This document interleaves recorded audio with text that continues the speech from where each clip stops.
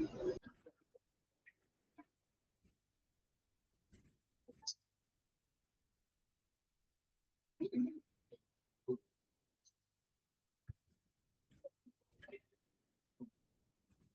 afternoon.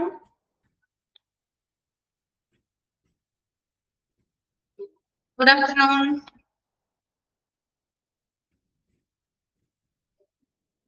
എല്ലാവർക്കും good afternoon. ഒരു സെക്കൻഡേ.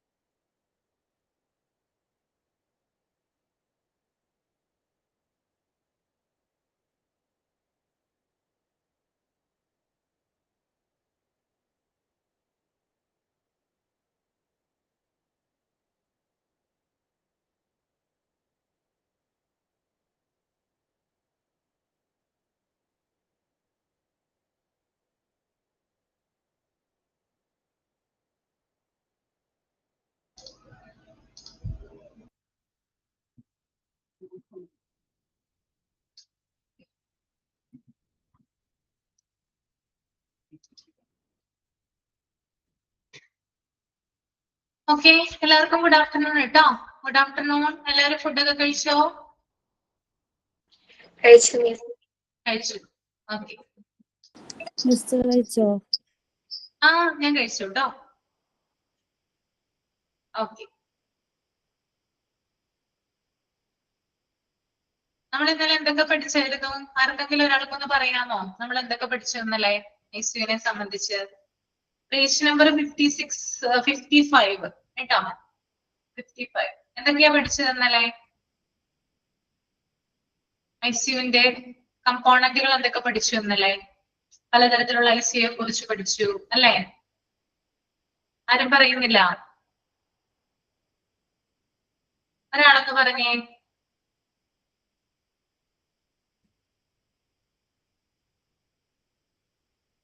ആർക്കും ഓർമ്മയില്ലേ? പറഞ്ഞോളൂ, പേടിക്കണ്ട. ഇന്നലെ നമ്മൾ പഠിച്ച കാര്യങ്ങൾ എന്തൊക്കെയാ? എന്താണ് ഐസിയു എന്ന് പഠിച്ചല്ലേ? ഇല്ലേ? എന്താണ് ഐസിയു എന്ന് പഠിച്ചില്ലേ? Common type of ICU. Types of ICU. Classification of ICU.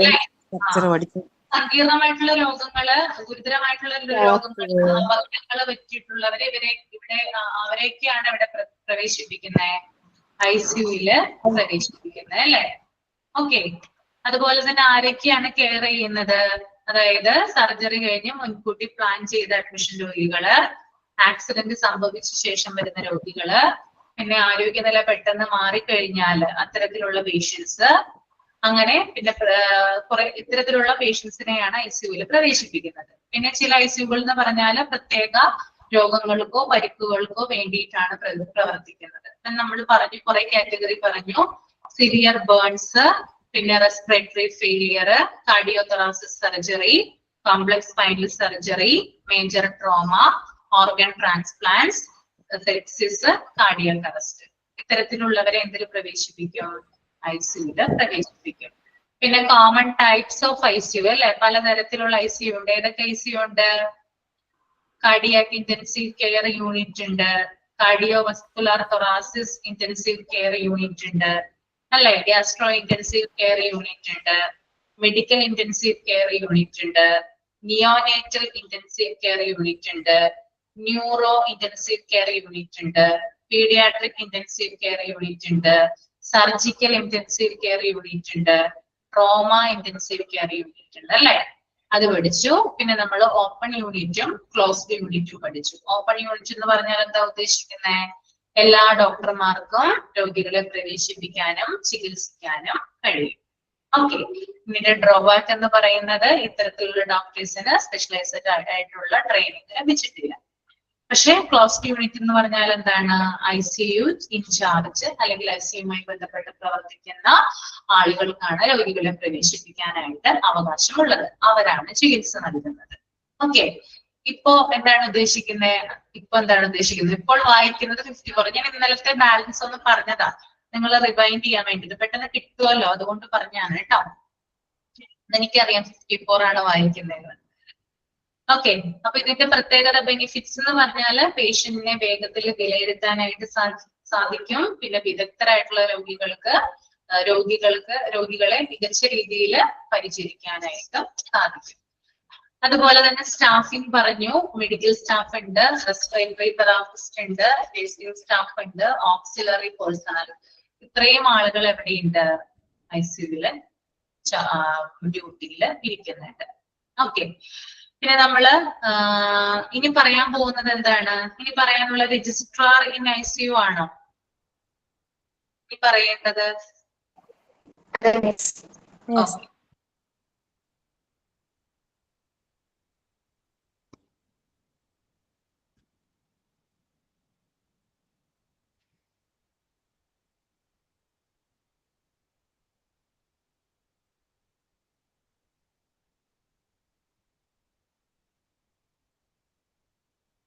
Registrar in ICU നമുക്കൊന്ന് നോക്കാം.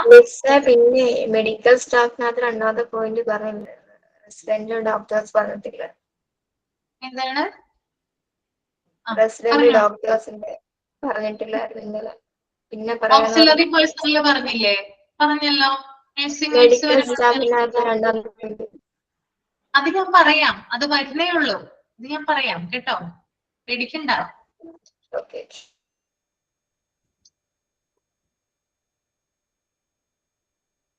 രജിസ്ട്രാർ ഇൻ ICU ഇവിടെ നോക്കിക്കോളൂ കേട്ടോ.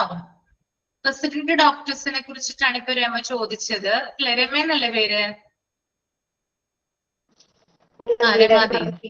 Resident doctors. അപ്പോ എന്താണ് റെസിഡന്റ് ഡോക്ടേഴ്സ് എന്ന് ഞാൻ പറയാം. അതിനു മുമ്പ് രജിസ്ട്രാർ ഇൻ ICU എന്ന് വായിക്കാം.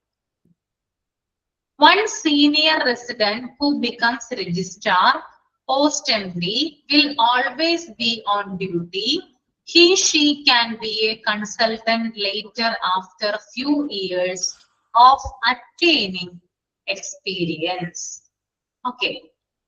അതായത് ഇവിടെ പറയുന്ന കാര്യം സീനിയർ റെസിഡന്റ് ആണ് ഇവിടെ രജിസ്ട്രാർ ആയിട്ട് വരുന്നത്. ആരാണ്? Senior resident. സീനിയർ റെസിഡന്റ് എന്ന് പറഞ്ഞാല് പോസ്റ്റ് MD കഴിഞ്ഞിട്ടുള്ള ആളാണ്. അദ്ദേഹം എപ്പോഴും ICUവിൽ ഡ്യൂട്ടിക്ക് ഉണ്ടാകും. ഓക്കെ. പിന്നെ ഇദ്ദേഹത്തിന് കുറച്ചു വർഷങ്ങൾക്ക് ശേഷം ആരാകാം? കൺസൾട്ടന്റ് ആകാം. ഓക്കെ. അപ്പോ എന്താണ് സീനിയർ റെസിഡന്റ് എന്ന് ഞാൻ പറയാം, ശ്രദ്ധിച്ചിരുന്നുള്ളൂ. സീനിയർ റെസിഡന്റ് എന്ന് പറഞ്ഞാല് MBBS കഴിഞ്ഞ് MD കഴിഞ്ഞ് ട്രെയിനിങ്ങിൽ ഇരിക്കുന്ന വ്യക്തിയാണ് ആര്? സീനിയർ റെസിഡന്റ് എന്ന് പറയുന്നത്. അദ്ദേഹം കൺസൾട്ടന്റ് ആയിട്ടില്ല. നമ്മൾക്ക് എപ്പോഴാണ് കൺസൾട്ടന്റ് ആകാനായിട്ട് സാധിക്കുക? ട്രെയിനിങ് പീരീഡിന് ശേഷം കുറച്ച് എക്സ്പീരിയൻസ് ഉണ്ടെങ്കിലാണ് നമുക്ക് ഇൻഡിപെൻഡന്റ് ആയിട്ട് ഒരു രോഗിയെ നോക്കാനായിട്ട് സാധിക്കും. ഓക്കെ. അപ്പൊ MBBS കഴിഞ്ഞ് MD കഴിഞ്ഞ് ട്രെയിനിങ്ങിൽ ഇരിക്കുന്ന വ്യക്തിയാണ് ആര്? ഇവിടെ സീനിയർ റെസിഡന്റ്. ഓക്കെ. അപ്പൊ അദ്ദേഹത്തിന് എന്തിന്റെ ചാർജ് കൊടുത്തിട്ടുണ്ട്? ICUവിന്റെ ചാർജ് കൊടുത്തിട്ടുണ്ട്. ഓക്കെ. ട്രെയിനിങ്ങിൽ ഇരിക്കുന്ന വ്യക്തിയാ. MD കഴിഞ്ഞതാണ് കേട്ടോ, ട്രെയിനിങ്ങിൽ ഇരിക്കുന്ന വ്യക്തിയാ. ഓക്കെ. ഇനി ഇവിടെ പറയുന്നുണ്ട് ഈ സീനിയർ റെസിഡന്റ് എപ്പോഴും ICUവിൽ ഡ്യൂട്ടിക്ക് ഉണ്ടാവും. അതായത് അവിടെയുള്ള രോഗികളെയൊക്കെ കെയർ ചെയ്യാനായിട്ട് സീനിയർ റെസിഡന്റ് ഉണ്ടാവും, പരിശോധിക്കാനായിട്ട്. പിന്നെ ഇദ്ദേഹത്തിന് എന്ത് ചെയ്യാമെന്ന് പറയുന്നുണ്ട്. അതായത് ഈ ട്രെയിനിങ് പീരീഡിനൊക്കെ ശേഷം കുറച്ച് വർഷത്തെ എക്സ്പീരിയൻസിന് ശേഷം ഇദ്ദേഹത്തിന് കൺസൾട്ടന്റ് ആകാനായിട്ട് പറ്റും. അതായത് ഇൻഡിപെൻഡന്റ് ആയിട്ട് ഒരു രോഗിയെ നോക്കാനായിട്ട് സാധിക്കും. ഓക്കെ, അപ്പൊ ICUല് കിടക്കുന്ന രോഗികൾ എന്ന് പറഞ്ഞാല് കൺസൾട്ടന്റുമാരെ റെഫർ ചെയ്യുന്ന ഡോക്ടേഴ്സ് ആണ്, അല്ലെ? കൺസൾട്ടന്റ് റെഫർ ചെയ്തിട്ടല്ലേ ICUല് പ്രവേശിപ്പിക്കുന്നത്. അപ്പൊ അവർക്ക് എപ്പോഴും എന്ത് ചെയ്യാൻ പറ്റില്ല, ICUല് വന്നിരിക്കാൻ പറ്റുമോ? അവർക്ക് പേഷ്യന്റിന്റെ കൺസൾട്ടേഷൻ ഇല്ലേ? OP പോകണ്ടേ? വേണ്ടേ? OP ഇരിക്കണ്ടേ? അവർക്ക് എപ്പോഴും ICUല് ഇരിക്കാൻ പറ്റുമോ? ഇല്ല, അല്ലേ? അവർക്ക് OP പേഷ്യൻസ് വരും. അപ്പൊ ICUലെ പേഷ്യൻസിനെ ആരാ നോക്കുന്നേ? ഞാനിപ്പോ പറഞ്ഞ ആളുടെ പേരെന്താ? സീനിയർ റെസിഡന്റ് അല്ലെങ്കിൽ രജിസ്ട്രാർ. അദ്ദേഹമാണ് ICUലെ രോഗികളെ പരിചരിക്കുന്നത്. മനസ്സിലായോ? ക്ലിയർ ആണോ പറഞ്ഞത്? അപ്പൊ കൺസൾട്ടന്റിന്റെ റെഫറൻസ് അതായത് കൺസൾട്ടന്റ് പറഞ്ഞിട്ടാണ് ICUലാക്കിയിട്ടുള്ളത്. അദ്ദേഹത്തിന്റെ സർവൈലൻസിലാണ് രോഗി. അദ്ദേഹമാണ് മരുന്നുകളും ചികിത്സകളൊക്കെ കൊടുക്കുന്നത്. ഒന്നും കൂടി പറയണം. ഓക്കെ, അതായത് സീനിയർ റെസിഡന്റ് എന്ന് പറഞ്ഞാല് ഒരു വ്യക്തി MBBS കഴിഞ്ഞു, MBBS പഠനം പൂർത്തിയാക്കി, MD കഴിഞ്ഞു, ഏതെങ്കിലും ഒരു ഇതില് സ്പെഷ്യലൈസ് ചെയ്തു, ഏതെങ്കിലും ഒരു വിഭാഗത്തില് സ്പെഷ്യലൈസ് ചെയ്തു. അതിനുശേഷം ട്രെയിനിങ് പീരീഡിൽ ഇരിക്കുമ്പോഴാണ് സീനിയർ റെസിഡന്റ് എന്ന് പറയുന്ന പദവി കിട്ടുന്നത്. കുറച്ചു വർഷം MD കഴിഞ്ഞിട്ടുള്ള ഒരു ഡോക്ടർ ട്രെയിനിങ്ങിൽ ഇരിക്കുന്ന സമയത്താണ് സീനിയർ റെസിഡന്റ് ആകുന്നത്. അദ്ദേഹത്തെയാണ് എന്ത് പറയുന്നത്? രജിസ്ട്രാർ എന്ന് പറയുന്നത്. ICUവിന്റെ രജിസ്ട്രാർ എന്ന് പറയുന്നത്. അപ്പോ ഈ ICUല് വന്നിട്ടുള്ള പേഷ്യൻസ് എന്ന് പറഞ്ഞാൽ നിങ്ങൾക്ക് അറിയാം, അത് കൺസൾട്ടന്റുമാർ, അതായത് ഡോക്ടേഴ്സ്, ഫിസിഷ്യൻ ആകാം, ന്യൂറോളജിസ്റ്റ് ആകാം, അല്ലെങ്കിൽ ബാക്കിയുള്ള ഡോക്ടേഴ്സ്, അവരായിരിക്കും ICUവിലെ പേഷ്യൻസിനെ കിടത്തുക. അവരുടെ മരുന്നുകളായിരിക്കും കൊടുക്കുക, അവരുടെ സർവൈലൻസിലായിരിക്കും ഉണ്ടാവുക. പക്ഷെ എപ്പോഴും കൺസൾട്ടന്റുമാർക്ക് എന്ത് ചെയ്യാൻ പറ്റില്ല? ICUവില് വന്നിരിക്കാനായിട്ട് പറ്റില്ല. കാരണം അവർക്ക് വേറെ OP പേഷ്യൻസ് ഉണ്ട്, അവരെ നോക്കണം. അപ്പോ അതിന് വേണ്ടിയിട്ട് ഈ ICUലെ പേഷ്യൻസിനെ കെയർ ചെയ്യുന്നതിന് വേണ്ടിയിട്ട്, അവരെ പരിചരിക്കുന്നതിന് വേണ്ടിയിട്ടുള്ള ഡോക്ടറാണ് ആര്? സീനിയർ റെസിഡന്റ് അല്ലെങ്കിൽ രജിസ്ട്രാർ എന്ന് പറയുന്നത്. ഇവിടെയുള്ള ട്രെയിനിങ്ങിന് ശേഷം കുറച്ച് വർഷങ്ങൾക്ക് ശേഷം ഇൻഡിപെൻഡന്റ് ആയിട്ട് സീനിയർ റെസിഡന്റിന് കൺസൾട്ടന്റ് ആവാനായിട്ട് സാധിക്കും. കാരണം ഇപ്പോഴുള്ള ഡോക്ടർമാരെ പോലെ OPയില് നോക്കാനായിട്ട് പറ്റും. മെഡിക്കൽ കോളേജിലൊക്കെ പോകുമ്പോൾ നമ്മൾ കണ്ടിട്ടില്ലേ, ICUവിൽ ഇരിക്കുന്നത് സാധാരണ ഉള്ള ഡോക്ടേഴ്സ് ആണോ? അല്ല, ട്രെയിനിങ് പീരീഡിലുള്ള ഡോക്ടേഴ്സ് ആണ് അവിടെ നമുക്ക് കാണാനായിട്ട് സാധിക്കും. ഓക്കെ, ഇനി രണ്ടാമത്തത് ക്ലിയർ അല്ലേ? അപ്പോ ഓക്കെ അല്ലേ? ഇനി രണ്ടാമത്തത് നോക്കാം എന്താണ് പറയുന്നത് കേട്ടോ. Shift duties of senior and junior staff 12 hours duty. അപ്പൊ ഞാനിപ്പോ പറഞ്ഞത് സീനിയർ റെസിഡന്റിനെ കുറിച്ചിട്ടാണ്. ഇനി ഒരു ജൂനിയർ റെസിഡന്റും ഉണ്ട്. ജൂനിയർ റെസിഡന്റ് എന്ന് പറഞ്ഞാൽ സീനിയർ റെസിഡന്റിന് താഴെ വരുന്നതാണ്. അതായത് MBBS കഴിഞ്ഞ് MD ചെയ്യുന്ന ഡോക്ടർ. മനസ്സിലായോ? ഏതെങ്കിലും ഒരു വിഭാഗത്തിൽ MD ചെയ്യുന്ന ഡോക്ടറാണ് ആര്? ജൂനിയർ റെസിഡന്റ് ആവുന്നത്. സീനിയർ റെസിഡന്റ് എന്ന് പറഞ്ഞാൽ MD കഴിഞ്ഞിട്ട് ട്രെയിനിങ് പീരീഡിലുള്ളതാണ്. പക്ഷെ ജൂനിയർ റെസിഡന്റ് എന്താണ്? ഇപ്പോഴും MD ചെയ്തുകൊണ്ടിരിക്കുന്ന ഡോക്ടറെയാണ് എന്ത് പറയാ? ജൂനിയർ റെസിഡന്റ് എന്ന് പറയാ. ഓക്കെ, അപ്പൊ സീനിയർ സ്റ്റാഫ് ആണെങ്കിലും ജൂനിയർ സ്റ്റാഫ് ആണെങ്കിലും അവർക്ക് മിനിമം 12 hours അല്ലെങ്കിൽ 12 hours ഡ്യൂട്ടി ഉണ്ടാകാറുണ്ട്. അതാണ് കേട്ടോ അവിടെ പറയുന്നത്. Okay, then the senior resident has the right to start and perform emergency treatment which may be inevitable without permission. Later consultants must be informed. അതായത് senior റെസിഡന്റിന് ഒരു റൈറ്റ് കൊടുത്തിട്ടുണ്ട്, ഒരു അവകാശം, ഒരു പവർ കൊടുത്തിട്ടുണ്ട്. എന്താണ് ആ പവർ? അതായത് ICUവിൽ ഇരിക്കുന്ന പേഷ്യൻസിന് എന്തെങ്കിലും തരത്തിൽ എമർജൻസി സിറ്റുവേഷൻ വന്നു കഴിഞ്ഞാൽ ഇമ്മീഡിയറ്റ് ആയിട്ട് സീനിയർ റെസിഡന്റ് അഥവാ പോസ്റ്റ് MD ആയിട്ടുള്ള ഡോക്ടർക്ക് എന്ത് കൊടുക്കാം? ട്രീറ്റ്മെന്റ് കൊടുക്കാം. ആരുടെ പെർമിഷൻ ഇല്ലാതെ? കൺസൾട്ടന്റ്, അതായത് ഐസിയുവില് കിടത്തിയിട്ടുള്ള പേഷ്യൻസിന്റെ കൺസൾട്ടന്റിന്റെ അനുമതി ഇല്ലാതെ സീനിയർ റെസിഡന്റിന് എന്ത് കൊടുക്കാം? ട്രീറ്റ്മെന്റ് കൊടുക്കാവുന്നതാണ്. പെട്ടെന്ന് ഒരു എമർജൻസി ഒക്കെ വരുന്ന സമയത്ത് ചിലപ്പോൾ കൺസൾട്ടന്റ് ഉണ്ടാവണം എന്നില്ല. അപ്പോ സീനിയർ റെസിഡന്റിന് എന്ത് കൊടുക്കാം? ആ പേഷ്യൻസിന് ട്രീറ്റ്മെന്റ് കൊടുക്കാം. പിന്നീട്, അതായത് ട്രീറ്റ്മെന്റ് കൊടുത്തതിന് ശേഷം രോഗി സ്റ്റേബിൾ ആയതിനു ശേഷം എന്ത് ചെയ്താൽ മതി? കൺസൾട്ടന്റിനെ വിവരം അറിയിച്ചാൽ മതി. വിവരം അറിയിക്കണം കേട്ടോ, കാരണം അദ്ദേഹത്തിന്റെ സർവൈലൻസിലല്ലേ. പക്ഷെ ആ ട്രീറ്റ്മെന്റ് കഴിഞ്ഞതിന് ശേഷം എന്ത് ചെയ്താൽ മതി? വിവരം അറിയിച്ചാൽ മതി. ഓക്കെ, മനസ്സിലായോ? ക്ലിയർ ആണ്? Then next one, junior resident in ICU. ഞാൻ നേരത്തെ പറഞ്ഞ ജൂനിയർ ഡോക്ടർ കേട്ടോ.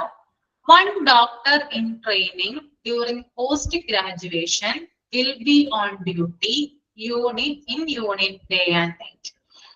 One doctor in training, അതായത് പോസ്റ്റ് ഗ്രാജുവേഷൻ ചെയ്യുന്ന ഡോക്ടറെയാണ് ജൂനിയർ റെസിഡന്റ് എന്ന് പറയുന്നത്.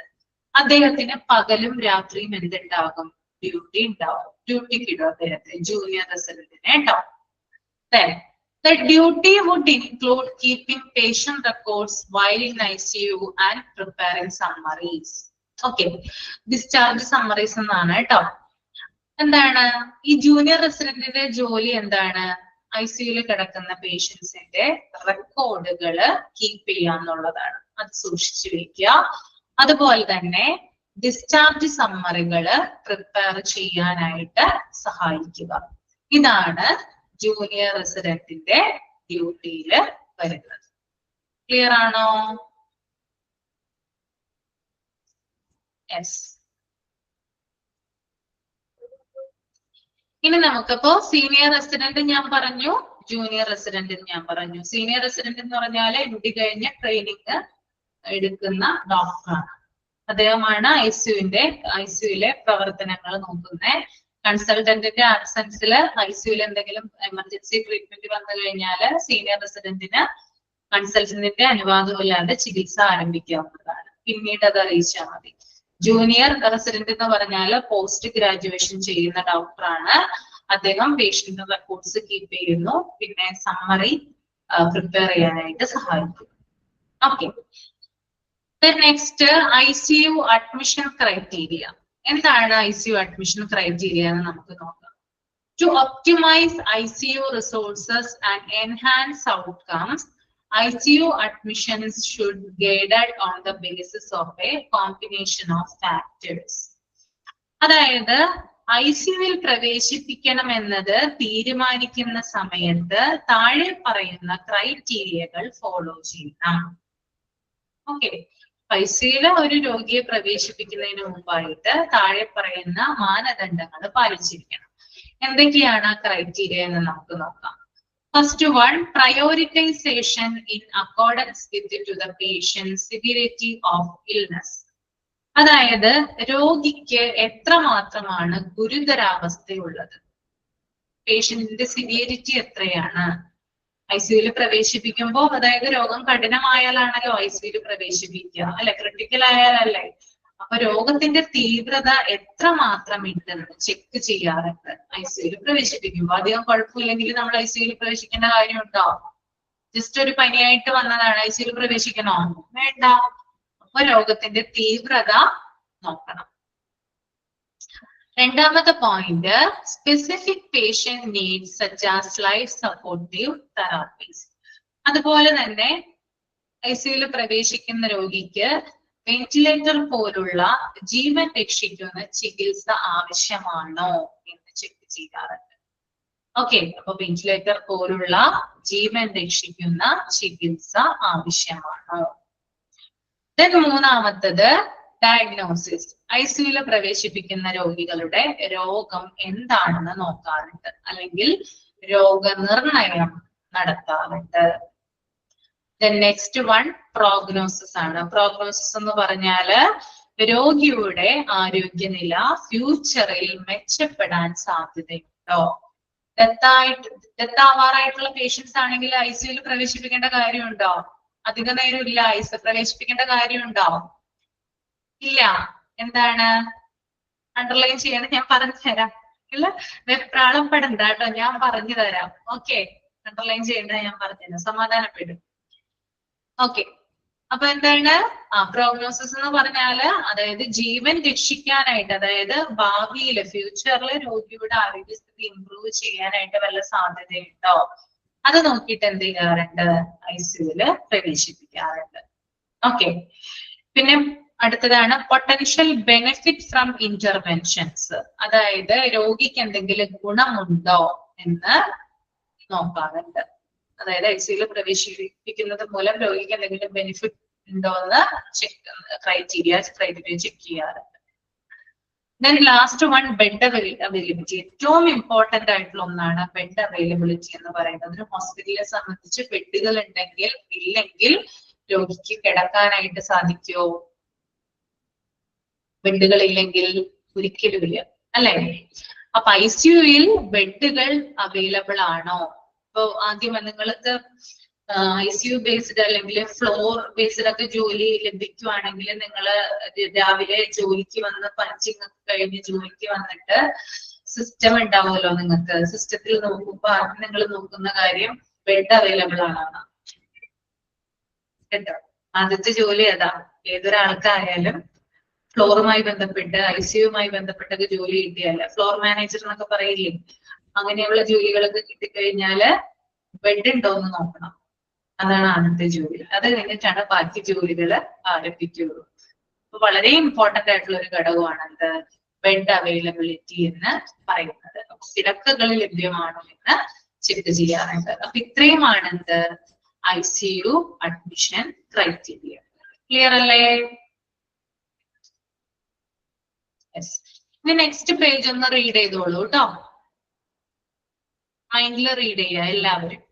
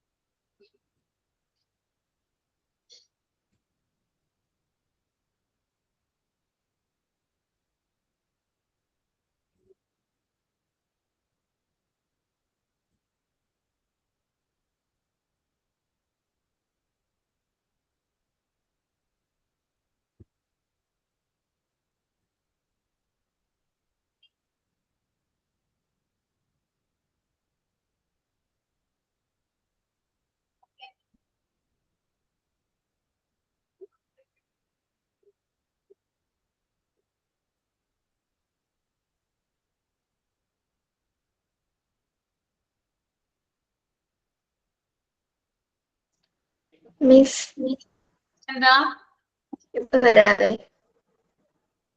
എന്താ ഇപ്പൊ വരാവേ, വാഷ്റൂമിൽ ആ പോയിട്ട് വരാം.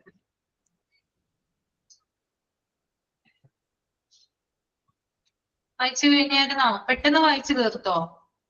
മനസ്സിലാക്കിയാണോ വായിച്ചേ? വായിച്ചു കഴിഞ്ഞോ?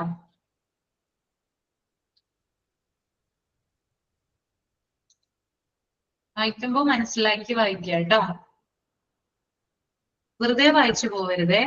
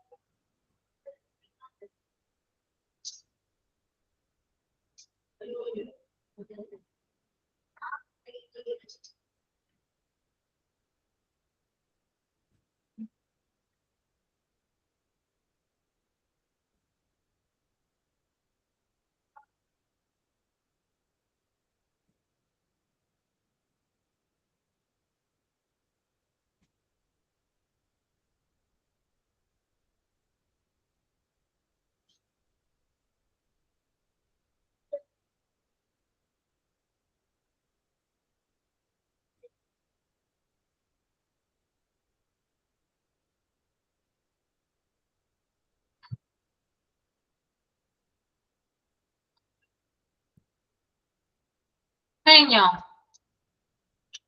വായിച്ചു കഴിഞ്ഞോ? യെസ്. അപ്പോ നമ്മളിനി നോക്കാൻ പോകുന്നത് ICUയിലെ ഡേ ടു ഡേ പ്രൊസീജിയേഴ്സ് ആണ് കേട്ടോ. ICUയിലെ day to day procedures. First one, connection with the parent unit is necessary for proper treatment of patients in ICU. എന്താണ്? Connection with the parent unit is necessary for proper treatment of patients in ICU. അതായത് ICUയിൽ പ്രവേശിപ്പിച്ച രോഗിയുടെ ചികിത്സ ശരിയായി നടക്കുന്നതിന് വേണ്ടിയിട്ട് പേഷ്യന്റിനെ അയച്ച പ്രധാന വാർഡുമായോ, അതിനെയാണ് പാരന്റ് യൂണിറ്റ് എന്ന് പറയുന്നത് കേട്ടോ. പ്രധാന വാർഡിനെയാണ് എന്ത് പറയുന്നത്? അതായത് പേഷ്യന്റിനെ അയച്ചിട്ടുള്ള വാർഡ് ഏതാണ്? അതാണ് പാരന്റ് യൂണിറ്റ്. ഓക്കെ. അപ്പൊ പ്രധാന വാർഡുമായോ ബന്ധപ്പെട്ട ഡോക്ടർമാരുമായോ നിരന്തരം ബന്ധം പുലർത്തണം. അപ്പൊ ഒരു പേഷ്യന്റിനെ ഒരു വാർഡിൽ നിന്നോ അല്ലെങ്കിൽ ഒരു ഡോക്ടറോ അയച്ചിട്ടുണ്ടെങ്കിൽ ആ രോഗിയുടെ ചികിത്സ ശരിയായി നടക്കുന്നതിന് വേണ്ടിയിട്ട് എന്ത് ചെയ്യണം? പാരന്റ് യൂണിറ്റുമായോ, അല്ലെങ്കിൽ പാരന്റ് യൂണിറ്റ് എന്ന് പറഞ്ഞാൽ എന്താ ഉദ്ദേശിക്കുന്നത്? രോഗിയെ അയച്ചിട്ടുള്ള വാർഡ്, അല്ലെങ്കിൽ അയച്ച ഡോക്ടറുമായോ എന്ത് ചെയ്യണം? നിരന്തരം കോണ്ടാക്ട് ഉണ്ടാവണം. എന്നാൽ മാത്രമാണ്, കാരണം അവരാണ് റെഫർ ചെയ്തത് അല്ലെ, ഒന്നുകിൽ വാർഡായിരിക്കാം അല്ലെങ്കിൽ ഒരു ഡോക്ടർ ആയിരിക്കാം. അപ്പൊ റെഫർ ചെയ്യുന്ന സമയത്ത് എന്ത് ചെയ്തിരിക്കണം? ഇവരുമായിട്ട് കോണ്ടാക്ട് ഉണ്ടെങ്കിൽ മാത്രമാണ് രോഗി എന്ത് ചെയ്യുക? നല്ല രീതിയിൽ ചികിത്സിക്കാനായിട്ട് സാധിക്കുക. Okay.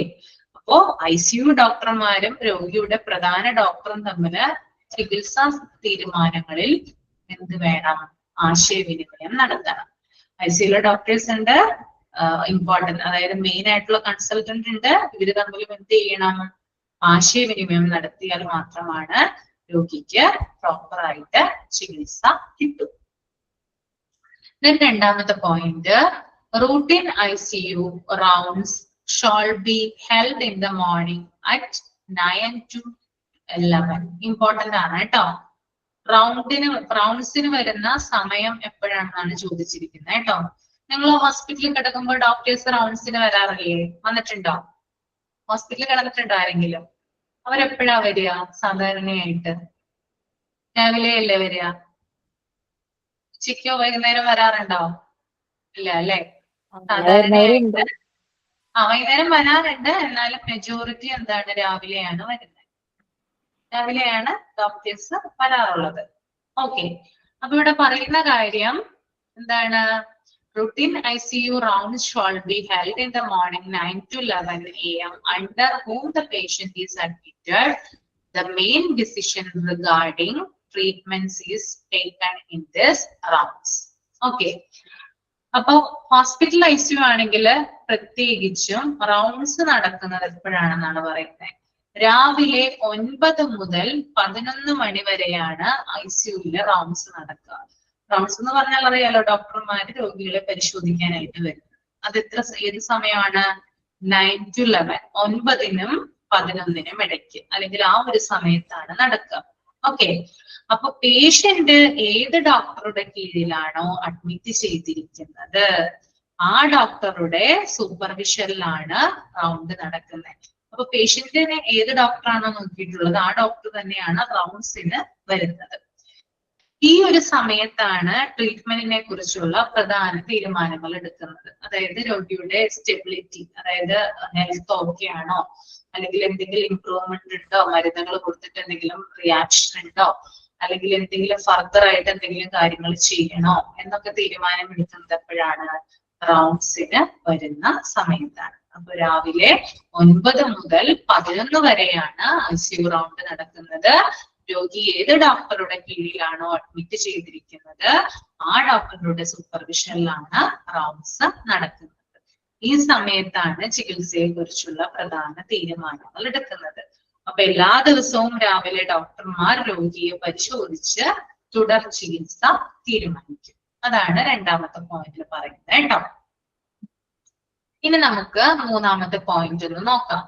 The treatment initiated to patients is written by the senior resident posted in ICU. Extensive care is given to the patient. ഞാൻ നേരത്തെ പറഞ്ഞു ICUയിൽ ഒരാളുണ്ടെന്ന് അല്ലെ, പോസ്റ്റ് MD കഴിഞ്ഞ ആളുടെ പേരെന്താ? MD കഴിഞ്ഞ ആളുടെ പേര് Senior resident. സീനിയർ റെസിഡന്റ് അല്ലെങ്കിൽ രജിസ്ട്രാർ എന്ന് പറയൂ അല്ലെ. അപ്പൊ സീനിയർ റെസിഡന്റ് എന്താ ഇവിടെ ചെയ്യുന്നതെന്ന് നമുക്ക് നോക്കാം അല്ലെ. അതായത് ICUയിലെ സീനിയർ റെസിഡന്റ് ഡോക്ടർ രോഗിക്ക് നൽകേണ്ട ട്രീറ്റ്മെന്റ് രേഖപ്പെടുത്തും. മനസ്സിലായോ? അതായത് ഡോക്ടർ കൺസൾട്ടന്റ് വന്ന് രോഗിയെ പരിശോധിക്കും, പക്ഷെ അത് രേഖപ്പെടുത്തുന്നത് ആരാണ്? സീനിയർ റെസിഡന്റ് ആണ്.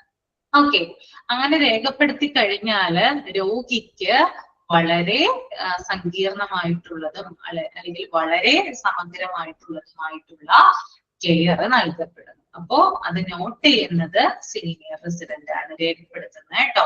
അതിനനുസരിച്ചായിരിക്കും പിന്നീട് രോഗിയുടെ ചികിത്സ വരുന്നത്. അപ്പൊ സീനിയർ ഡോക്ടർ ചികിത്സാ നിർദ്ദേശങ്ങൾ എഴുതുകയും ICU സ്റ്റാഫ് അത് കൃത്യമായി നടപ്പിലാക്കുകയും ചെയ്യുന്നു. ഓക്കെ, അപ്പൊ കൺസൾട്ടന്റ് വന്നിട്ട് എന്ത് ചെയ്യും? ഓരോ കാര്യങ്ങൾ പറയും, അത് സീനിയർ റെസിഡന്റ് നോട്ട് ചെയ്യും, എന്നിട്ട് എന്ത് ചെയ്യും? ചികിത്സ കൊടുക്കും. ഇതാണ് നടക്കുന്ന പ്രൊസീജിയർ എന്ന് പറയുന്നത്. ക്ലിയർ ആണോ? 3 കാര്യങ്ങളും ഓക്കെയാണ്.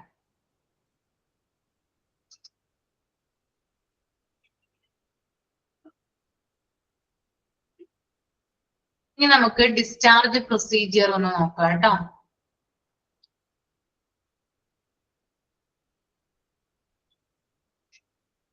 Patients who are recovered and are steady can be discharged. Okay, steady എന്നാണ് കേട്ടോ. steady can be discharged. എന്താ ഇവിടെ ഉദ്ദേശിക്കുന്നത്? അതായത് അതായത് രോഗിയുടെ ആരോഗ്യനില മെച്ചപ്പെടുകയും സ്ഥിരത കൈവരിക്കുകയും ചെയ്താൽ ഡിസ്ചാർജ് ചെയ്യാം. അതായത് രോഗി സ്റ്റേബിൾ ആയി കഴിഞ്ഞു കഴിഞ്ഞാൽ എന്ത് ചെയ്യാം? ഡിസ്ചാർജ് ചെയ്യാവുന്നതാണ്. ICUയിൽ ഒരു പേഷ്യന്റ് കിടക്കുകയാണ്, അദ്ദേഹത്തിന് നല്ല രീതിയിൽ ചികിത്സ നൽകിയെന്ന് വിചാരിക്കുക. അപ്പൊ അദ്ദേഹം സ്റ്റേബിൾ ആയി, ഓക്കെ ആയി വന്നു. പിന്നീട് അദ്ദേഹത്തെ അവിടെ കിടത്തേണ്ട ആവശ്യമുണ്ടോ? ICUയില് ഒരിക്കലുമില്ല, വേണ്ട, കിടത്തണ്ട. സ്റ്റേബിൾ ആയ പിന്നെ ICUയില് കിടത്തേണ്ട ആവശ്യമില്ല അല്ലെ. അപ്പൊ അവിടെ നിന്ന് എങ്ങോട്ട് പോകും? ഡിസ്ചാർജ് ചെയ്യും. ഡിസ്ചാർജ് ചെയ്യുന്ന പക്ഷെ വാർഡിലോട്ടായിരിക്കും കേട്ടോ, ICUയിൽ നിന്ന്. ഓക്കെ, വീട്ടിലോട്ടായിരിക്കില്ല അല്ലെ, വാർഡിലോട്ടായിരിക്കില്ലേ ഡിസ്ചാർജ് ചെയ്യുന്നേ, അല്ലെങ്കിൽ റൂമിലോട്ടായിരിക്കും അല്ലെ. വാർഡിലോ റൂമിലോ ആയിരിക്കും. വീട്ടിലോട്ട് ഡിസ്ചാർജ് ചെയ്യുന്നത് അങ്ങനെ പറഞ്ഞു കേട്ടിട്ടില്ല. ഒന്നല്ലെങ്കിൽ വാർഡിലോട്ടോ അല്ലെങ്കിൽ റൂമിലോട്ടോ ആയിരിക്കും ഡിസ്ചാർജ് ചെയ്യുന്നത്. അപ്പൊ രോഗിയുടെ ആരോഗ്യനില മെച്ചപ്പെടുകയും രോഗി സ്റ്റേബിൾ ആകുകയും ചെയ്തു കഴിഞ്ഞാൽ ഡിസ്ചാർജ് ചെയ്യാവുന്നതാണ്. ഇനി രണ്ടാമത്തെ പോയിന്റ് ആണ്, patients in whom immediate threat is lessened but needs close observation can either be discharged to wards or intermediate care areas depending on need for ICU beds. ഇനി എന്താ പറയുന്നേ? അതായത് ജീവന് ഉടൻ ഭീഷണിയില്ലെങ്കിലും അടുത്ത നിരീക്ഷണം ആവശ്യമുള്ള രോഗികളെ സാധാരണ വാർഡിലേക്കോ ഇന്റർമീഡിയറ്റ് കെയർ യൂണിറ്റിലേക്കോ മാറ്റാം. ICU ബെഡുകളുടെ ലഭ്യതയും ഇതിൽ പരിഗണിക്കും. ഞാൻ നേരത്തെ പറഞ്ഞ കാര്യമാണ്. അതായത് ജീവനെ അധികം, അതായത് നമ്മുടെ ജീവൻ അധികം ത്രെട്ട് ഇല്ലെങ്കിൽ അല്ലെങ്കിൽ ഭീഷണി ഇല്ലെങ്കിൽ എന്താണ്, എന്നാൽ ക്ലോസ് ആയിട്ടുള്ള ഒബ്സർവേഷനും ആവശ്യമാണ്. ഇത്തരത്തിലുള്ള പേഷ്യൻസിനെയാണ് എങ്ങോട്ട് കൊണ്ടുപോകുന്നത്? വാർഡിലേക്കോ അല്ലെങ്കിൽ ഇന്റർമീഡിയറ്റ് കെയർ യൂണിറ്റിലേക്കോ മാറ്റാം. പിന്നെ ചില സമയത്ത് പേഷ്യന്റ് ഓക്കെയാണ്, കുഴപ്പമൊന്നുമില്ല, പക്ഷെ ബെഡ് ഇല്ല എങ്കിൽ അടുത്തൊരു പേഷ്യന്റ് വെയിറ്റിംഗ് ആണെന്ന് വിചാരിക്കുക, അയാൾക്ക് കൂടുതൽ ക്രിട്ടിക്കലാണ്, അപ്പൊ ഇവിടെ ബെഡ് ഇല്ല, അപ്പൊ സ്റ്റേബിൾ ആയ പേഷ്യൻസിനെ മാറ്റാറുണ്ട്. അപ്പൊ ആ ഒരു സമയത്ത് ബെഡ് അവൈലബിലിറ്റിയും നോക്കാറുണ്ട്. ഓക്കെ, ക്ലിയർ അല്ലേ? യെസ്. ഇനി മൂന്നാമത്തെ പോയിന്റ് നമുക്കൊന്ന് നോക്കാം. Patients in whom death is agreed to be impending even if intensive care is continued again kept in ICU depending on availability of resources. അതായത് ചില രോഗികൾക്ക് തീവ്രമായിട്ടുള്ള വളരെ തീവ്രമായിട്ടുള്ള കെയർ നൽകിയാലും മരണസാധ്യത വളരെ കൂടുതലാണ്. അത്തരത്തിൽ ഇവാലുവേറ്റ് ചെയ്യുന്ന രോഗികളെ ICUവിൽ തുടരണമോ എന്ന് ആശുപത്രിയിലെ സൗകര്യങ്ങളും അവിടെയുള്ള റിസോഴ്സുകളുമാണ് തീരുമാനിക്കുന്നത്. അതായത് ഒരു പേഷ്യന്റ് ICU കിടക്കാണെന്ന് വിചാരിക്കുക, അദ്ദേഹം മരണപ്പെടാനുള്ള സാധ്യത കൂടുതലാണ്. ഓക്കെ, അപ്പോ ആശുപത്രിയിൽ സൗകര്യങ്ങൾ കുറവാണെങ്കിൽ, അതായത് ICUവിൽ സൗകര്യങ്ങൾ കുറവാണെങ്കിൽ, റിസോഴ്സസ് കുറവാണെങ്കിൽ ചിലപ്പോ അദ്ദേഹത്തെ ICUവിൽ നിന്ന് ഷിഫ്റ്റ് ചെയ്യാം. കാരണം മരണപ്പെടാൻ 99% ഉറപ്പാണ്. അപ്പോ ആശുപത്രിയിൽ അതിനനുസരിച്ച് സൗകര്യങ്ങൾ ഇല്ലെങ്കിൽ എന്ത് ചെയ്യാം? രോഗിയെ ICUവിൽ നിന്ന് ഡിസ്ചാർജ് ചെയ്യാം. ഓക്കെ, അപ്പോ 3 കാരണങ്ങൾ കൊണ്ടാണ് ICUവിൽ നിന്ന് ഡിസ്ചാർജ് ചെയ്യുന്നത്. ഒന്നെന്താണ്? പേഷ്യന്റ് സ്റ്റേബിൾ ആകുവാണെങ്കിൽ ഡിസ്ചാർജ് ചെയ്യുന്നു. രണ്ടാമത്തത് എന്താണ് പറഞ്ഞത്? ജീവൻ അധികം ഭീഷണിയില്ലെങ്കിൽ, എന്നാൽ ക്ലോസ്ഡ് ആയിട്ടുള്ള നിരീക്ഷണം ആവശ്യമുള്ള സമയത്ത് വാർഡിലേക്കോ ഇന്റൻസീവ് കെയറിലേക്കോ മാറ്റാം. ഇന്റൻസീവ് കെയർ അല്ല, ഇമ്മീഡിയറ്റ് കെയറിലോട്ടോ മാറ്റാം. പിന്നെ അതുപോലെ തന്നെ ബെഡുകളുടെ അവൈലബിലിറ്റി നോക്കാറുണ്ട്. മൂന്നാമത്തെ എന്തായിരുന്നു? മരണപ്പെടാൻ സാധ്യതയുള്ള രോഗികളാണെങ്കിൽ ആ മരണപ്പെടാൻ സാധ്യതയുള്ള രോഗികൾക്ക് കിടക്കാനുള്ള സൗകര്യവും വിഭവങ്ങളും അവിടെ ഇല്ലെങ്കിൽ ICUവിൽ നിന്ന് ഡിസ്ചാർജ് ചെയ്യും. ഓക്കെ, ഓക്കെ അല്ലേ? അപ്പൊ 3 കാരണങ്ങളാണ് കേട്ടോ. ഇനി അടുത്ത നമുക്ക് നോക്കാം. Responsibilities of in charge of ICU. ഇനി ICUവിന്റെ ഇൻചാർജിന്റെ ഡ്യൂട്ടീസ് ആണ് കേട്ടോ. ICU ഇൻചാർജിന്റെ ഉത്തരവാദിത്തങ്ങൾ എന്തൊക്കെയാണെന്നാണ് പറയുന്നത്. ഓക്കെ, അപ്പൊ ഫസ്റ്റ് പോയിന്റ് നമുക്ക് നോക്കാം. Is representative for unit in administrative. എന്താണ് is representative for unit in administrative? ആശുപത്രിയുടെ ഭരണകാര്യങ്ങളിൽ ICUയെ പ്രതിനിധീകരിക്കുന്നു. അതായത് ICUവുമായി ബന്ധപ്പെട്ടിട്ടുള്ള അഡ്മിനിസ്ട്രേറ്റീവ് പരമായിട്ടുള്ള കാര്യങ്ങളിൽ റെപ്രസെന്റ് ചെയ്യുന്നത് ആരാണ്? ICU ഇൻചാർജ് ആണ്. ഓക്കെ, അപ്പോ ആശുപത്രിയുടെ ഭരണകാര്യങ്ങളിൽ ICUവിനെ റെപ്രസെന്റ് ചെയ്യുന്നത് ആരാണ്? ICU ഇൻചാർജ് ആണ്. രണ്ടാമത്തെ point, provides continuity of clinical care. എന്താണ് ഉദ്ദേശിക്കുന്നത്? രോഗികൾക്ക് തുടർച്ചയായുള്ള ചികിത്സ ഉറപ്പാക്കുന്നു. എന്താണ്? രോഗികൾക്ക് തുടർച്ചയായുള്ള ചികിത്സ ഉറപ്പാക്കുന്നു. ഓക്കെ, ഇനി മൂന്നാമത്തെ point, arrange teaching and supervision of junior staff who needed comprehensive instruction not only regarding patient care but also for use of unfamiliar equipment. മൂന്നാമത്തത് എന്താണ്? അതായത് ജൂനിയർ സ്റ്റാഫിന് രോഗികളെ കെയർ ചെയ്യുന്നതിലും പുതിയ ഉപകരണങ്ങളുടെ ഉപയോഗവും സംബന്ധിച്ച് ട്രെയിനിങ്ങും സൂപ്പർവിഷനും നൽകുന്നു. ഓക്കെ, അപ്പൊ ICUവിലുള്ള ജൂനിയർ സ്റ്റാഫുകളില്ലേ, അവർക്ക് പേഷ്യന്റ് കെയർ എന്താണെന്ന് പഠിപ്പിച്ചു കൊടുക്കുന്നു. അതുപോലെ തന്നെ അവിടെയുള്ള ICUവിൽ ധാരാളം എക്യുപ്മെന്റുകൾ ഉണ്ട്. ആ എക്യുപ്മെന്റുകൾ എങ്ങനെ ഉപയോഗിക്കാം, അതിൽ ട്രെയിനിങ് എന്താണ് അതിന്റെ ട്രെയിനിങ് കാര്യങ്ങൾ, അല്ലെങ്കിൽ എന്തൊക്കെയാണ് അതിനകത്ത് നമ്മൾ ചെയ്യേണ്ടത്, ഇത്തരത്തിലുള്ള ട്രെയിനിങ്ങും പരിശീലനവും നൽകുന്നത് ICUവിന്റെ ഇൻചാർജാണ്. ഓക്കെ, നാലാമത്തെ point, is responsible for purchasing and servicing of ICU equipment. ICUവിന്റെ ഉപകരണങ്ങൾ വാങ്ങുന്നതിലും അവയുടെ മെയിന്റനൻസിനും ഉത്തരവാദിയാണ്. ഓക്കെ, അപ്പൊ ICU സംബന്ധിച്ചിട്ടുള്ള എക്യുപ്മെന്റുകൾ വാങ്ങുന്നതിനുള്ള ഇൻചാർജ് ആർക്കാണ്? ICU ഇൻചാർജ് ആണ്. അയാളാണ് സെലക്ട് ചെയ്യുന്നതും വാങ്ങുന്നതും ഒക്കെ കേട്ടോ. ഡീലറുമായിട്ടൊക്കെ സംസാരിച്ചത് ഓക്കെ ആക്കുന്നതൊക്കെ അദ്ദേഹമാണ്. പിന്നെ അതുപോലെ തന്നെ മറ്റൊരു പ്രധാനപ്പെട്ട കാര്യമാണ്, എന്തെങ്കിലും എക്യുപ്മെന്റുകളൊക്കെ എന്തെങ്കിലും ഡാമേജ് ആയി കഴിഞ്ഞാൽ റിപ്പയറിംഗ് ചെയ്യാനുള്ള ഉത്തരവാദിത്തം, അതായത് അദ്ദേഹം ചെയ്യണം എന്നല്ല, റിപ്പയറിംഗ് വർക്കുമായി ബന്ധപ്പെട്ടിട്ടുള്ള ആളുകളെ അത് ഏൽപ്പിക്കാനുള്ള ഉത്തരവാദിത്വം ആർക്കാണ്? അത് ICU ഇൻചാർജിനാണ്. Next point, should initiate research and be recognized as an authority. ഇവിടെ എന്താ ഉദ്ദേശിക്കുന്നേ? അതായത് ഐസിയുമായി ബന്ധപ്പെട്ടിട്ടുള്ള ഗവേഷണ പ്രവർത്തനങ്ങൾ ആരംഭിക്കുകയും ആ മേഖലയിലെ വിദഗ്ധനായി പ്രവർത്തിക്കുകയും ചെയ്യുക. ഓക്കെ, ഐസിയുമായി ബന്ധപ്പെട്ട റിസർച്ചുകൾ സ്റ്റാർട്ട് ചെയ്യുക, ആ ഒരു അതോറിറ്റിയുമായിട്ട് കോർഡിനേറ്റ് ചെയ്ത് പ്രവർത്തിക്കുക. Last point, should review all treatment regimen with the staff. അതുപോലെ തന്നെ സ്റ്റാഫിനൊപ്പം എല്ലാ ചികിത്സാ പദ്ധതികളും പരിശോധിക്കുകയും വിലയിരുത്തുകയും വേണം. എന്താ ചെയ്യേണ്ടത്? സ്റ്റാഫിനൊപ്പം എല്ലാ ചികിത്സാ പദ്ധതികളും പരിശോധിക്കുകയും വിലയിരുത്തുകയും ചെയ്യുക. ഓക്കെ, അപ്പൊ ഇത്രയും കാര്യങ്ങളാണ് ICU ഇൻചാർജിന്റെ റെസ്പോൺസിബിലിറ്റി എന്ന് പറയുന്നത്. ക്ലിയർ അല്ലേ? എളുപ്പമല്ലേ പഠിക്കാനായിട്ട്? ഒന്ന് വായിച്ചാൽ മതി കേട്ടോ. ഓക്കെ,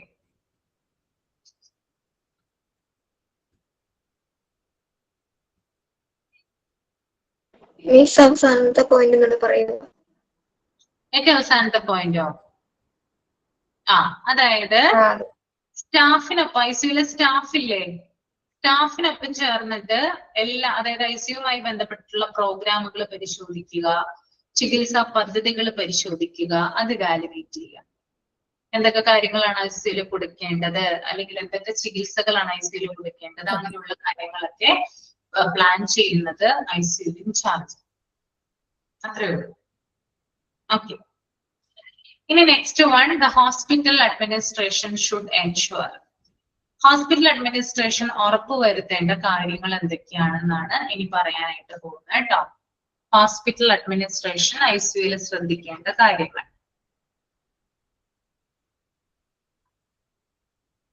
ആദ്യത്തെ പോയിന്റ്, അൺസ്യൂട്ടബിൾ അല്ല, സ്യൂട്ടബിൾ എന്ന് മതി, ടാനൊന്നും വേണ്ട ഇവിടെ. അൺസ്യൂട്ടബിൾ എന്ന് വേണ്ട, suitable environment for patient safety. എന്താണ് suitable environment for patient safety എന്ന് പറഞ്ഞാല് രോഗികളുടെ സുരക്ഷയ്ക്കുള്ള അനുയോജ്യമായിട്ടുള്ള അന്തരീക്ഷം ഒരുക്കണം. ICUലാണ് പേഷ്യൻസ്, അവിടെ സേഫ് ആണ്. പക്ഷെ സേഫ് ആകണമെങ്കിൽ നമ്മൾ എന്ത് ചെയ്യണം? സുരക്ഷയ്ക്കായിട്ട് അനുയോജ്യമായിട്ടുള്ള അന്തരീക്ഷം ഒരുക്കണം. അതായത് പേഷ്യന്റ് സേഫ്റ്റിയുമായി ബന്ധപ്പെട്ടിട്ടുള്ള സിറ്റുവേഷൻസ് നമ്മൾ ഉണ്ടാക്കി കൊടുക്കണം. അത് ഉറപ്പുവരുത്തേണ്ടതുണ്ട്. ആരാണ് ഉറപ്പുവരുത്തേണ്ടത്? ഹോസ്പിറ്റൽ അഡ്മിനിസ്ട്രേഷൻ ആണ് കേട്ടോ. ഓക്കെ, രോഗികളുമായി ബന്ധപ്പെട്ടിട്ടുള്ള അവരുടെ സുരക്ഷയ്ക്ക് അനുയോജ്യമായ അന്തരീക്ഷം ഒരുക്കണം. രണ്ടാമത്തെ point, sufficient resources in good working condition. രണ്ടാമത്തത് എന്താണ്? സഫിഷ്യന്റ് റിസോഴ്സസ് വേണം നല്ല രീതിയിൽ വർക്ക് ചെയ്യാൻ, അല്ലെ? അതായത് ആവശ്യമായിട്ടുള്ള ഉപകരണങ്ങള്, സൗകര്യങ്ങള്, നല്ല പ്രവർത്തന രീതികൾ എന്നിവ ഉണ്ടായിരിക്കണം. ഓക്കെ, അപ്പൊ ആവശ്യമായിട്ടുള്ള ഉപകരണങ്ങൾ എത്തിച്ചു കൊടുക്കണം. അത് ഹോസ്പിറ്റൽ അതോറിറ്റിയാണ് എത്തിച്ചു കൊടുക്കേണ്ടത്, അല്ലേ? അല്ലാണ്ട് അവനവന്റെ കയ്യിൽ നിന്ന് എടുത്താണോ മേടിക്കുന്ന എക്യുപ്മെന്റുകള്? സീനിയർ രജിസ്റ്റർ റെസിഡന്റും ജൂനിയർ റെസിഡന്റും അവരുടെ കയ്യിൽ നിന്നാണോ എക്യുപ്മെന്റുകൾ മേടിക്കുന്നത്? അല്ല, ഹോസ്പിറ്റൽ അതോറിറ്റിയാണ് അത് ചെയ്യേണ്ടത്, പ്രത്യേകിച്ചും അഡ്മിനിസ്ട്രേഷൻ. മൂന്നാമത്തത്, ample number of skilled medical and nursing team. അതുപോലെ തന്നെ ആവശ്യത്തിന് പരിശീലനം ലഭിച്ച ഡോക്ടർമാരും നഴ്സുമാരും ഉണ്ടായിരിക്കണം. അപ്പൊ നല്ല ക്വാളിഫൈഡ് ആയിട്ടുള്ള അല്ലെങ്കിൽ നല്ല സ്കിൽഡ് ആയിട്ടുള്ള ഡോക്ടേഴ്സ് അവിടെ ഉണ്ടായിരിക്കണം. അത് ഉറപ്പുവരുത്തേണ്ടത് ആരാണ്? ഹോസ്പിറ്റൽ അഡ്മിനിസ്ട്രേഷൻ ആണ് കേട്ടോ. ഹോസ്പിറ്റൽ അഡ്മിനിസ്ട്രേഷൻ എന്ത് ചെയ്യണം? ഡോക്ടർമാരുണ്ടോ നഴ്സുമാരോ ഉണ്ടോ എന്നൊക്കെ ചെക്ക് ചെയ്യും. നാലാമത്തെ point, standards of care that include proper referral system. ഇനി അതുപോലെ തന്നെ ശരിയായ ചികിത്സാ നിലവാരം വേണം. അതായത് ഒരു ക്വാളിറ്റി കീപ്പ് ചെയ്യണം. പിന്നെ റെഫറൽ സംവിധാനവും ഉറപ്പാക്കണം. അതായത് ആവശ്യമെങ്കിൽ രോഗിയെ റെഫർ ചെയ്യാനുള്ള സംവിധാനങ്ങൾ, മറ്റ് ഹോസ്പിറ്റലിലേക്ക് ഷിഫ്റ്റ് ചെയ്യാനുള്ള സംവിധാനങ്ങളൊക്കെ ആര് ഉറപ്പ് വരുത്തേണം? ഹോസ്പിറ്റൽ അഡ്മിനിസ്ട്രേഷൻ ഉറപ്പ് വരുത്തേണ്ടതുണ്ട്. ഓക്കെ, അഞ്ചാമത്തെ പോയിന്റ് ആണ് എൻഷുർ ക്വാളിറ്റി അഷ്വറൻസ് പ്രോഗ്രാംസ്. അതായത് ചികിത്സയുടെ ഗുണനിലവാരം ഉറപ്പാക്കുന്ന പരിപാടികൾ നടപ്പാക്കണം. ചികിത്സയുടെ ഗുണനിലവാരം, അതായത് ക്വാളിറ്റി വർദ്ധിപ്പിക്കുന്നതുമായി ബന്ധപ്പെട്ടിട്ടുള്ള പ്രോഗ്രാംസ് എന്ത് ചെയ്യണം? നടപ്പിലാക്കേണ്ടതുണ്ട്. ആറാമത്തെ പോയിന്റ് ആണ് proper policy for admission discharge procedure. എന്താണ് ഉദ്ദേശിക്കുന്നത്? അഡ്മിഷനും ഡിസ്ചാർജും സംബന്ധിച്ച വ്യക്തമായ നയം ഉണ്ടായിരിക്കണം. അതായത് ആരെയൊക്കെയാണ് അഡ്മിറ്റ് ചെയ്യേണ്ടത്, ആരെയൊക്കെയാണ് ഡിസ്ചാർജ് ചെയ്യേണ്ടത് എന്നിങ്ങനെയുള്ള വ്യക്തമായിട്ടുള്ള നയം ഉണ്ടായിരിക്കണം. അപ്പൊ ഇത്രയുമാണ് എന്ത് ഹോസ്പിറ്റൽ അഡ്മിനിസ്ട്രേഷൻ ഉറപ്പ് വരുത്തേണ്ടത്. ക്ലിയർ ആണോ? യെസ്.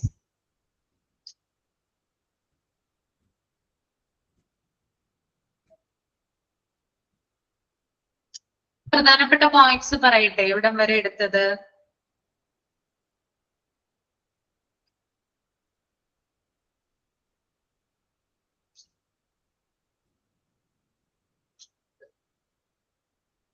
ഇന്നലെ എന്തെങ്കിലും ഞാൻ അടയാളപ്പെടുത്തി തന്നായിരുന്നോ? ഇന്നലത്തെ ഇതില് അടയാളപ്പെടുത്തി. ഓക്കെ.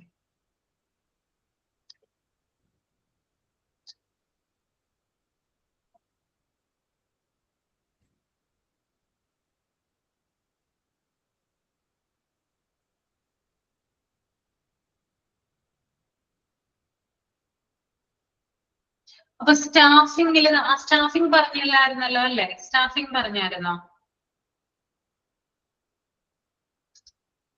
ഇല്ലല്ലോ, പറഞ്ഞോ?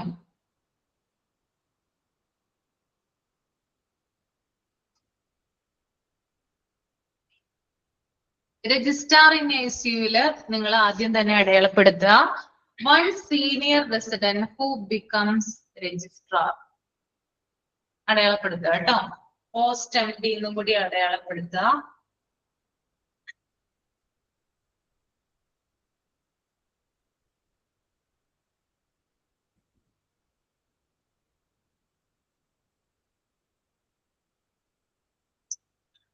ഇനി രണ്ടാമത്തേത് അടയാളപ്പെടുത്തുക shift duties of senior and junior staff 12 hours duty.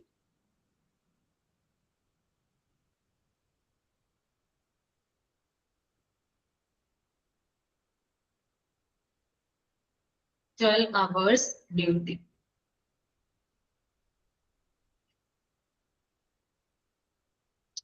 അടയാളപ്പെടുത്തിയോ?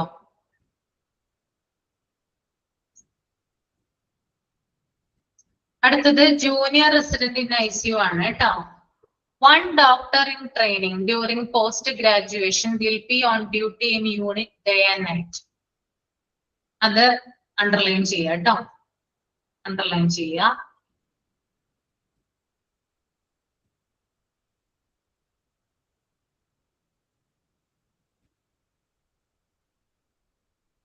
Next one, the duty would include keeping patient records while in ICU and preparing summaries. Underline ചെയ്യുക.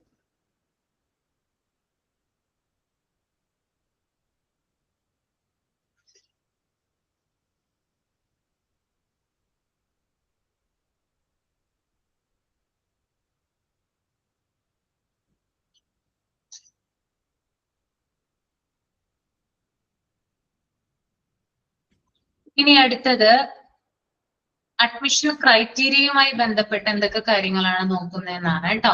അതില് എല്ലാ പോയിന്റുകളും അണ്ടർലൈൻ ചെയ്യുക.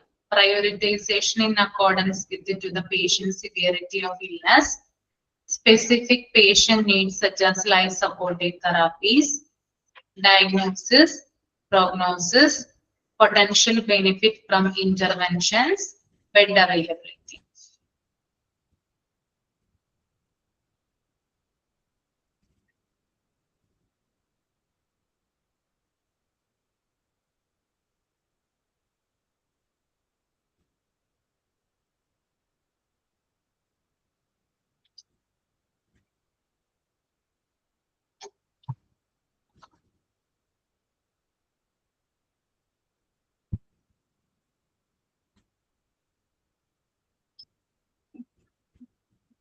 Then day-to-day care procedures രണ്ടാമത്തെ point കേട്ടോ. Routine ICU round shall be held in the morning at 9 to 11 AM under whom the patient is admitted.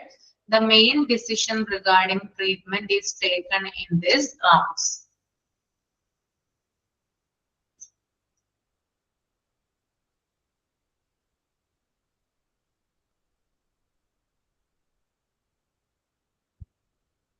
അടയാളപ്പെടുത്തി വെക്കുക.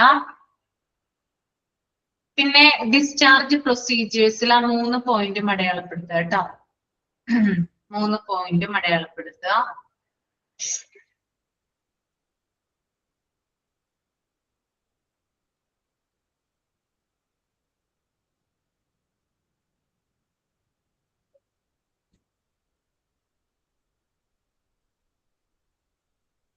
പിന്നെ റെസ്പോൺസിബിലിറ്റീസ് ഓഫ് ഇൻചാർജില് പ്രധാനമായിട്ടും അടയാളപ്പെടുത്തേണ്ടത് is responsible for purchasing and servicing for ICU equipment.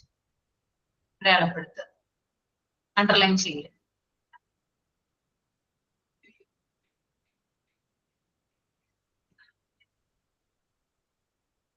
ഒന്നുകൂടെ പറയാം miss. Is responsible for purchasing and servicing for ICU equipment.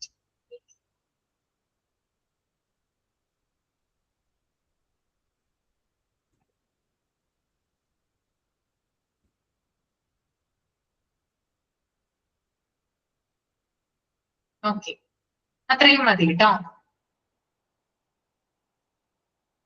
അപ്പൊ എല്ലാവർക്കും ഇന്ന് എടുത്തത് ഇവിടം വരെ മനസ്സിലായല്ലോ.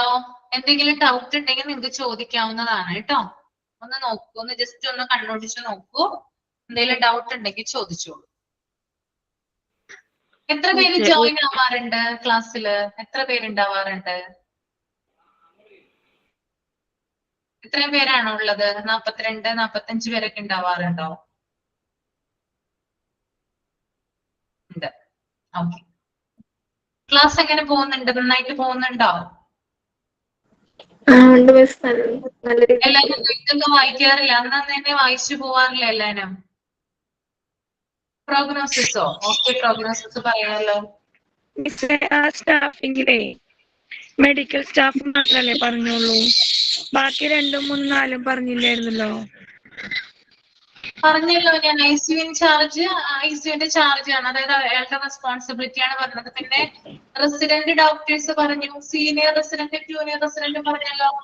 ഇല്ല, സ്റ്റാഫിങ്ങില് പറഞ്ഞു. ഞാൻ പറഞ്ഞു, മൊത്തം പറഞ്ഞല്ലോ കഴിഞ്ഞ ക്ലാസ്സില്. ഇല്ല മാം, സ്റ്റാഫ് ഡോക്ടർ, റെസിഡന്റ് ഡോക്ടേഴ്സ് വരെ പറഞ്ഞോളായിരുന്നു. ആ, അത് അല്ല, റെസ്പിറേറ്ററി തെറാപ്പിസ്റ്റ് ഒന്നും പറഞ്ഞില്ലേ അപ്പോ? ഇല്ല മാം, ഇന്നലെ ജൂനിയർ എന്തോ ഡൗട്ട് ചോദിച്ചപ്പോ നാളെ പറയാന്നായിരുന്നു മിസ് പറഞ്ഞത്. സീനിയർ റെസിഡന്റ് ഡോക്ടേഴ്സ് ആണ് ഞാൻ പറഞ്ഞത്. സീനിയർ റെസിഡന്റും ജൂനിയർ റെസിഡന്റും നേരത്തെ പറഞ്ഞില്ലേ? അവരെ കുറിച്ചിട്ടാണ് ഇവിടെ ഇപ്പൊ കൊടുത്തിരിക്കുന്നത്. അല്ല മാം, അത് ഇന്നലെ പറഞ്ഞപ്പോഴ് നാളെ പറയാന്നായിരുന്നു പറഞ്ഞിരുന്നത്. ഞാൻ ഇന്ന് പറഞ്ഞില്ലേ? ഇന്ന് പറഞ്ഞല്ലോ. അത് ഓക്കെ മാം, അത് ഇന്നലെ പറഞ്ഞെന്നാണ് ഞാൻ പറഞ്ഞത്. ഓ, മനസ്സിലായി. അതായത് അത് താഴെ വരുന്നുണ്ടായിരുന്നു. അപ്പൊ ഞാൻ കാണിച്ചു തരാം ഈ ഭാഗം.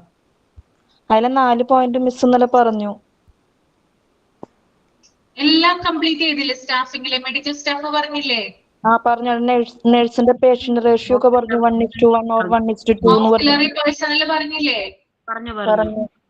പറഞ്ഞു. പിന്നെ ഈ സംഭവമാണ് റെസിഡന്റ് ഡോക്ടേഴ്സ്. ഇവരെ തന്നെയാണ് ദേ ഇവിടെ പറയുന്നത്, രജിസ്ട്രാർ ഇൻ ICU. ഞാൻ ഇന്ന് പറഞ്ഞില്ലേ, സീനിയർ റെസിഡന്റ് ആരാണ്, ജൂനിയർ റെസിഡന്റ് ആരാണ്? അവരാണ് റെസിഡന്റ് ഡോക്ടേഴ്സ് കേട്ടോ. അപ്പൊ മനസ്സിലായോ? ആ, അത്രേ ഉള്ളൂ. പിന്നെ മെസ്സേജ് ഞാനൊരു കാര്യം ചോദിച്ചോട്ടെ, ഞാൻ അതിന്റെ ഇടയ്ക്ക് മെസ്സേജ് അയച്ചായിരുന്നു, മെസ്സേജ് ഉണ്ടില്ലാന്ന് തോന്നുന്നു. മറ്റേ ഇൻചാർജിനകത്തെ 3ാമത്തെ പോയിന്റ് ഒന്നുകൂടി ഒന്ന് പറയാവോ? അറേഞ്ച് ടീച്ചിങ് തൊട്ട്. ഇൻചാർജിന്റെ 3ാമത്തെ പോയിന്റോ? ആ, നോക്കട്ടെ. അറേഞ്ച് ടീച്ചിങ് ആൻഡ്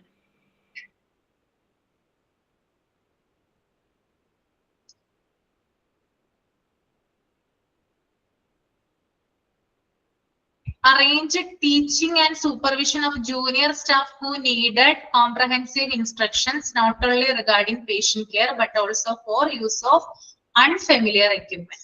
അതായത് ICUവിലുള്ള മറ്റ് സ്റ്റാഫുകൾക്ക് എന്ത് കൊടുക്കുക? സൂപ്പർവിഷൻ കൊടുക്കുക, മേൽനോട്ടം വഹിക്കുക. അതുപോലെ തന്നെ രോഗി പരിചരണവുമായി മാത്രം ബന്ധപ്പെട്ടുള്ളതല്ല, ICUവിലെ എക്യുപ്മെന്റുകള് സ്റ്റാഫുകളെ കൈകാര്യം ചെയ്യാൻ പഠിപ്പിക്കുക. അത് ICU ഇൻചാർജിന്റെ ഡ്യൂട്ടിയാണ്. എക്യുപ്മെന്റുകൾ കൈകാര്യം ചെയ്യണ്ടേ? വെന്റിലേറ്റർ കൈകാര്യം ചെയ്യണം അല്ലെ? എന്തൊക്കെ എക്യുപ്മെന്റുകൾ ഉണ്ട് ICUവിൽ? അപ്പൊ അതൊക്കെ കൈകാര്യം ചെയ്യാൻ പഠിപ്പിക്കുന്നത് ആരാണ്? ഈ ICU in charge. Okay. Okay miss, thank you. Prognosis എന്ന് പറഞ്ഞാല് രോഗിയുടെ ഫ്യൂച്ചറിൽ ആരോഗ്യസ്ഥിതി ഇംപ്രൂവ് ചെയ്യാനായിട്ട് സാധ്യതയുണ്ടോ എന്ന് നോക്കുന്നതാണ് കേട്ടോ പ്രോഗ്നോസിസ്. ഫ്യൂച്ചറിൽ എത്രത്തോളമാണ് രോഗിയുടെ സ്റ്റെബിലിറ്റി ഇംപ്രൂവ് ആവുക അത് നോക്കുന്നതിനെയാണ് പ്രോഗ്നോസിസ് എന്ന് പറയുക. അപ്പൊ അത്തരത്തിലുള്ള പേഷ്യൻസിനെയാണ് ICUയിൽ പ്രവേശിപ്പിക്കുക. ഓക്കെ, ക്ലിയർ ആണല്ലോ? ഓക്കെ, അപ്പൊ ഞാൻ വൈൻഡപ്പ് ചെയ്തോട്ടെ. Thank you. നെക്സ്റ്റ് ക്ലാസ്സിൽ കാണാം കേട്ടോ. നെക്സ്റ്റ് വീക്ക് കാണാം. Thank you miss. Thank U. Thank you, Miss.